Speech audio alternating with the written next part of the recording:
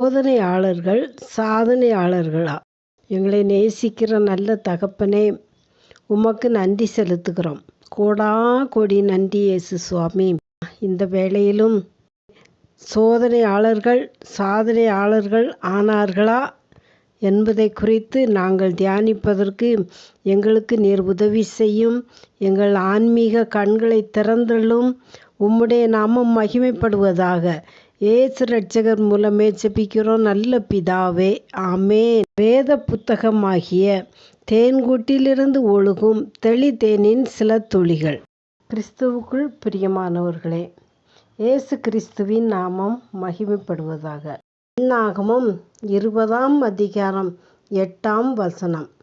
நீ கோலை எடுத்துக்கொண்டு நீயும் உன் சகோதரனாகிய ஆரோனும் சபையாரை கூடிவரச் செய்து அவர்கள் கண்களுக்கு முன்னே கன்மலையை பார்த்து பேசுங்கள்.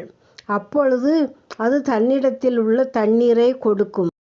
இப்படி நீ அவர்களுக்கு கன்மலையிலிருந்து தண்ணீர் புறப்பட பண்ணி சபையாருக்கும் அவர்கள் மிருகங்களுக்கும் குடிக்க கொடுப்பாய் என்றார். ஆகவும் 20ஆம் அதிகாரம் 11ஆம் வசனம். தன் கையை ஓங்கி கன்மலையை தன் கோலினால் 2 தரம் அடித்தான். உடனே தண்ணீர் ஏராளமாய் புறப்பட்டது.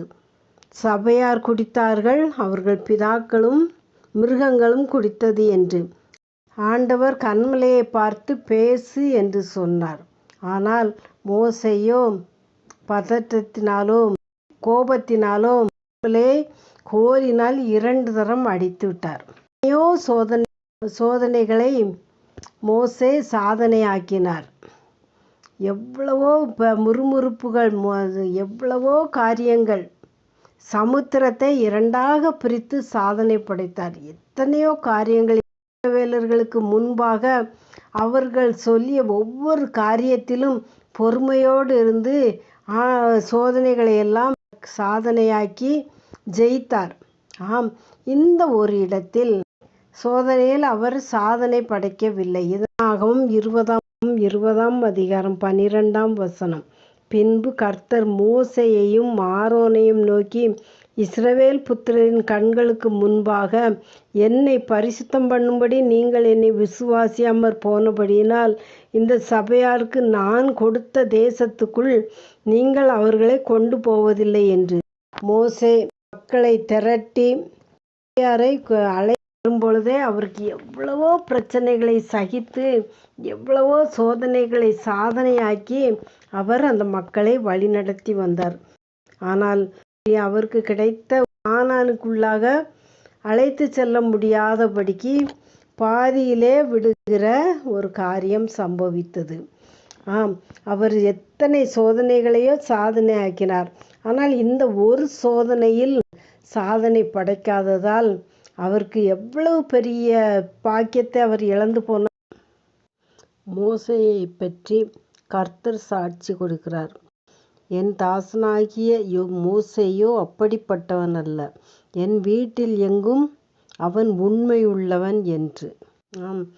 ஆண்டவர் சாட்சி கொடுத்த அந்த மோசேயுடைய வாழ்க்கையிலே ஒரு காரியத்தில் அவர் தவறினதால் அவர் பெரிய பாக்கியத்தையே இழந்து போனார்.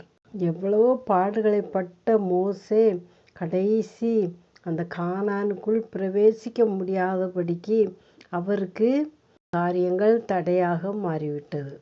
ஆரம்பம் அற்பமாயிருந்தாலும் முடிவு சம்பூரணமாயிருக்கும் என்று வேதம் சொல்கிறது. ஆரம்பித்த அவர் கானானுக்குள் சென்று அவர் அதை முடித்து வைக்காதபடிக்கு அந்த பாக்கியத்தை இழந்து போனார்.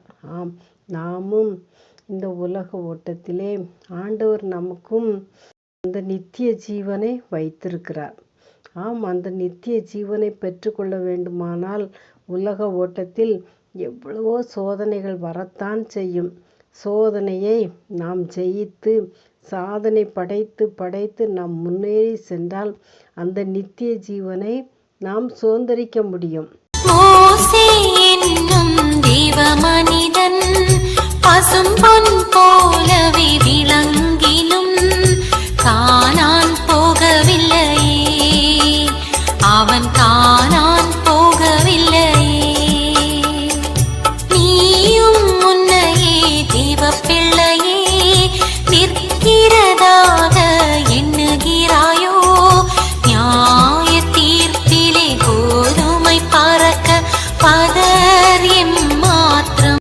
சுவாமி. ஆமாப்பா, நாங்களும் எங்களுக்கு வருகிற சோதனைகளிலும் எல்லாவற்றிலும் சாதனை படைத்து அந்த நித்திய பரம கானானை சுதந்தரித்து கொள்ளக்கூடிய கிருபைகளை ஒவ்வொருவருக்கும் தருவீராக. ஆமேன். அல்லேலூயா.